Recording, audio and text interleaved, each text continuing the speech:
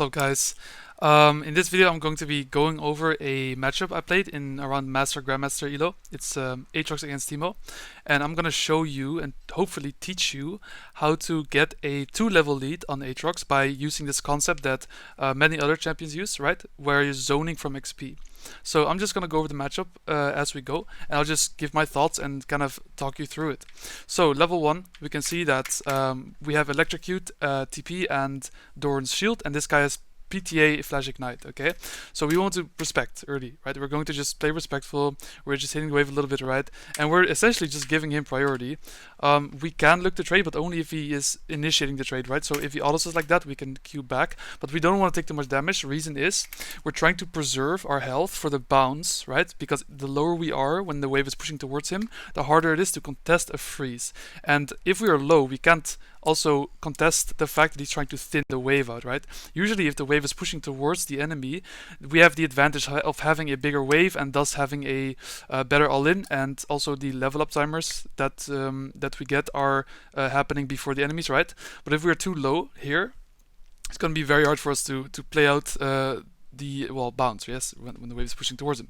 So here we can see that we're getting a gank from Malberveth, right? But this Teemo, he just goes in the bush and flashes. We didn't see it, so we didn't really realize it, but yeah, he flashed out. So but yeah, Amir's going to, play the rest of this lane out. The wave is pushing away from me now, and this is what I was talking about, right? Here, we preserved our health, and now we have a bigger chance of playing out the bounce. So that's our plan in the early game. We give him the crash, we try to get as much as possible, we don't trade too much, and then when the bounce happens, such as now, we're going to be looking to play aggressively once we hit level 4.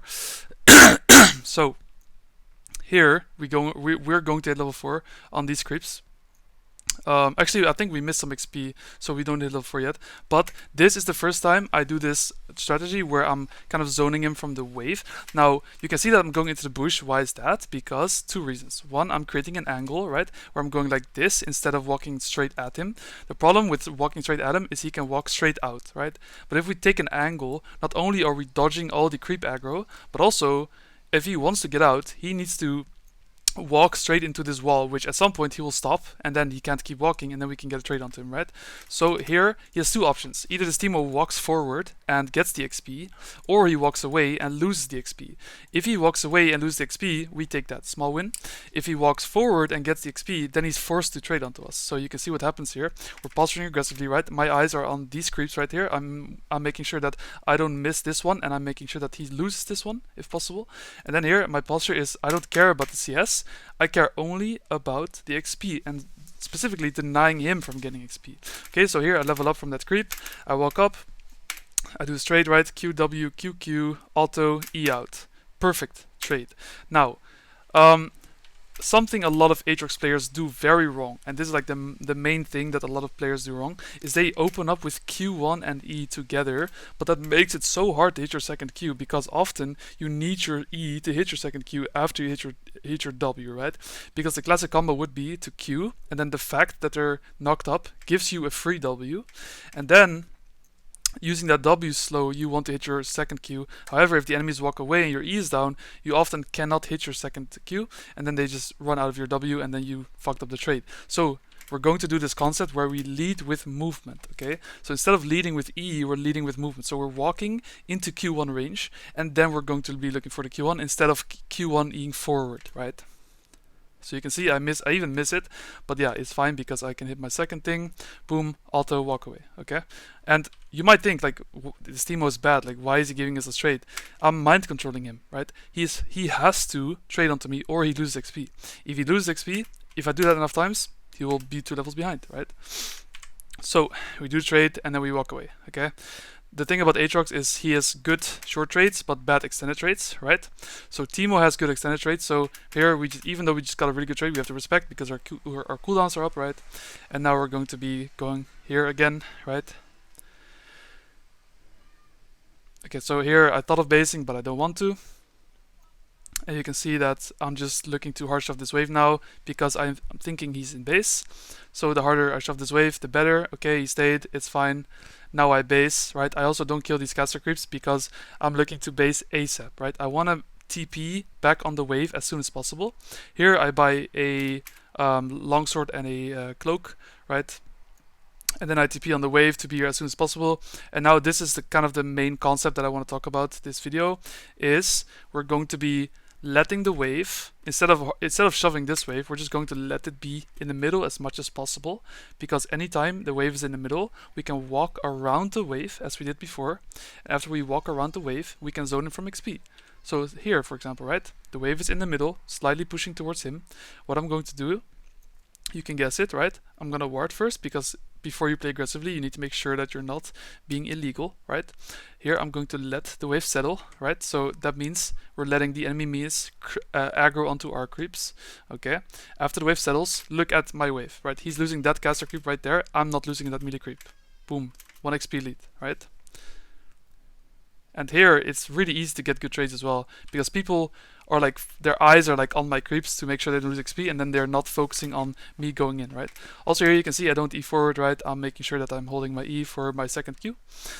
And I'm losing gold, yes, but arguably it's fine. So here I really want to crash this wave because he's not losing any more XP, so that's my go-to sign to push the wave out. And then now go back into the bush, and I'm just looking to do it again, right? And here a lot of people will ward this bush, and if you stand too close to the creeps, they're gonna aggro onto you. So you can just stand back and wait for the wave to settle again, right? Waiting for the wave to settle here. And the moment it's settled, we're going to walk around. Look at this melee creep. It's gonna die, right? He wants the XP, right? Okay, good. We're gonna walk up. And now look, he has to trade onto us now. He has no choice. He has to trade. So we do this trade, right?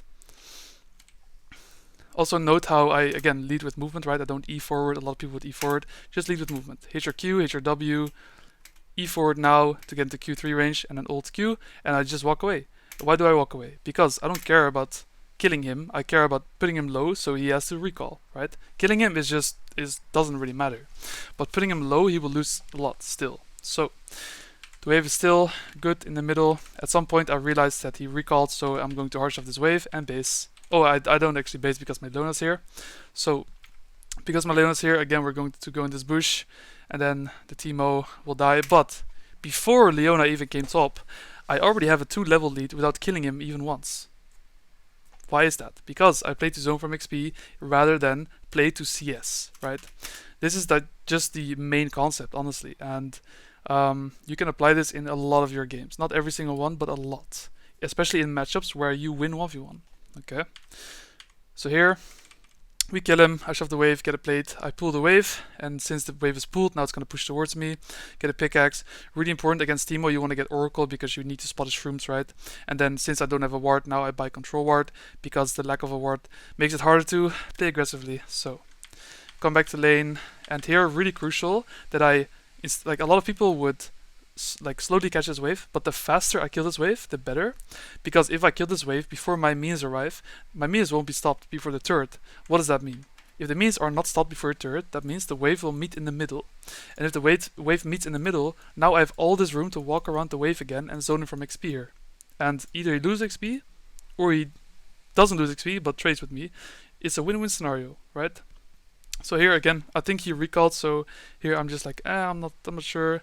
I get some farm, right? Making sure I get some creeps.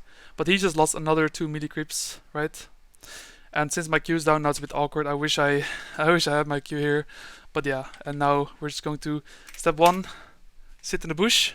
Step 2, let the wave settle. Step 3, play aggressive. He lost another range creep right there, right? If you look at my creeps, he's losing another melee. He lost 1 range and 1 melee. By the way, if I don't fuck up, if I'm not boosted, I will not fuck up this trade. And this is the one trade where I didn't win. Why do you think that is?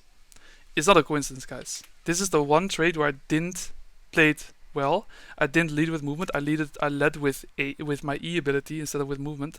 It's not a coincidence that the trade went bad. You have to lead with movement. So even stuff like, bro, you can, I think what I should have done here is I should open with ult, and my ult gives me movement speed. I can use that movement speed to get into Q1 range, and then I just Q1, W, Q2, Q3 auto, he's dead, right? So I just misplayed. But if I don't misplay now, he will lose like 2 more melees and maybe 2 more range creeps, right? And now I'm levels 8 to 7, but I'm gonna be hitting level 9 before it hits levels 8. And then I do like a TP play because like the game is 9 enemy kills to 3 of our kills, so I'm a little bit desperate to like make a play here. I don't actually end up getting a lot from it, but I get a wave, and then I'm going back top. And yeah, guys, I mean that's like really, this is like insane tech. You can just keep zoning from XP. Even here, I keep doing it. If we go here, right, like I let the wave settle here, boom, and I just walk around it, and he's forced to trade with me. You see? Again, we lead with movement, right? Hit the corner. Gonna wait for my Q to come back up. Here, the wave, guess what we're gonna do? We're gonna go...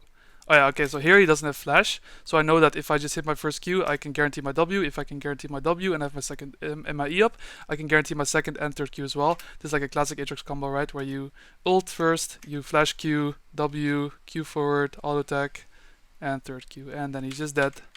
And that's how I play the Teemo matchup, guys. Honestly, you have to get that lead before he gets Swifties. It's really hard otherwise. But if you can do this and you can master this, you will find success, and 2-level leads are actually easily achievable.